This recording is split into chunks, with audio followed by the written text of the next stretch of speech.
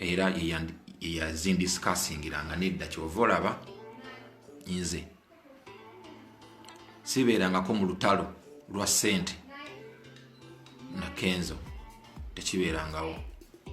Sibeerangako mu lutalo lwa ssente na Kenzo, never, because I have discussed my businesses since way back in 2009, ever since I made my breakthrough. Muchwe abaganda bange.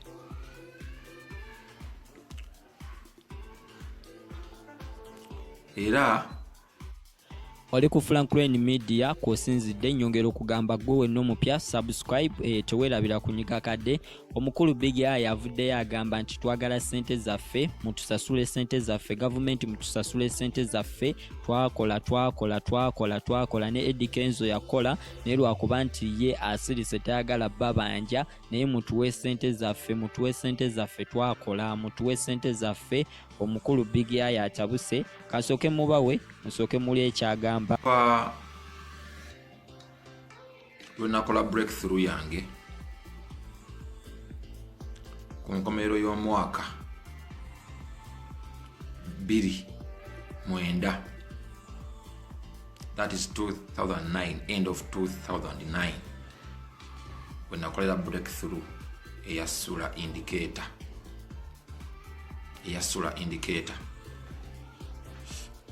Ebbanga lyonna okuvaawo mbadde ne discussingira business zange, nga nze ne discussingira business zange. Biseera ebyo nali close nnyo ne muganda wange Eddie Kenzo, nga tuli close nnyo, naye nga era nze ne discussingira business zange, because I was already an established artist. I had already become a big artist. Kitegeera. Era twayimba campaign ezo eza 2011. Remember nkugambye nti nakola breakthrough yange, that is 2009, end of year. Tuyimba campaign ezo naziyimba ne tutabaala eggwanga lyonna okulimalako. Twasooka ne tukozesa emboloka zaffe ne zoonooneka, ne tutuuka eya Kenzo bw'eba ennamu nga tukozesa eyo, eyange bw'eba ennamu nga ffenna tubeeramu eyo. But it doesn't mean olwokuba nti tuli wamu, tuli ba Luganda, nti ne business era yazindiscussingiranga nedda kyova olaba nze sibeerangako mu lutalo lwa ssente na Kenzo, tekibeerangawo. Sibeerangako mu lutalo lwa ssente na Kenzo, never, because I have discussed my businesses since way back in 2009, ever since I made my breakthrough. Muchwe abaganda bange.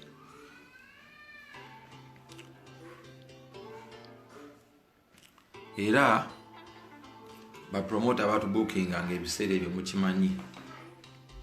Since then when I've kola sula indicator, you all know that. Era mbajjanga olw'okuba nti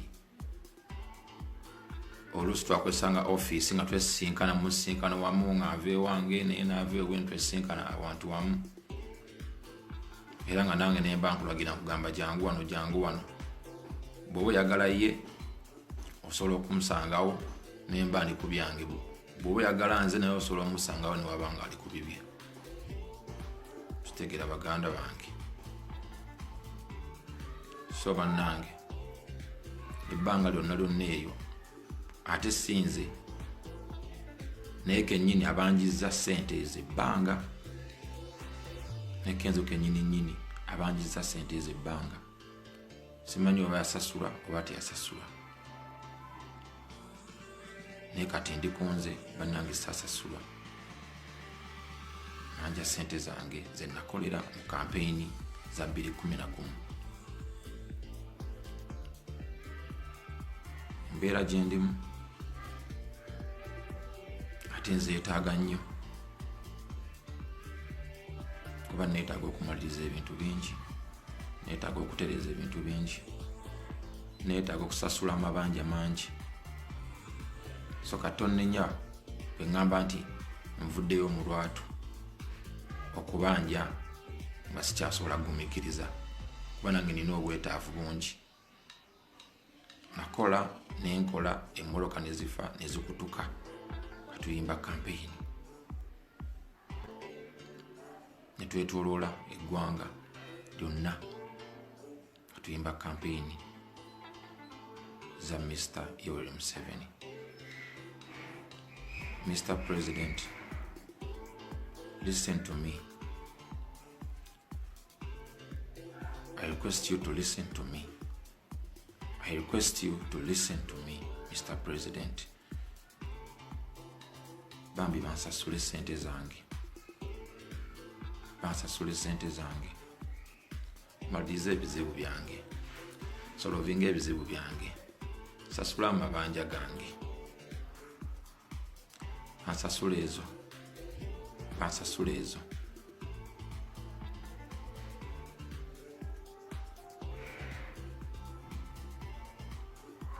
Bansasule ezo.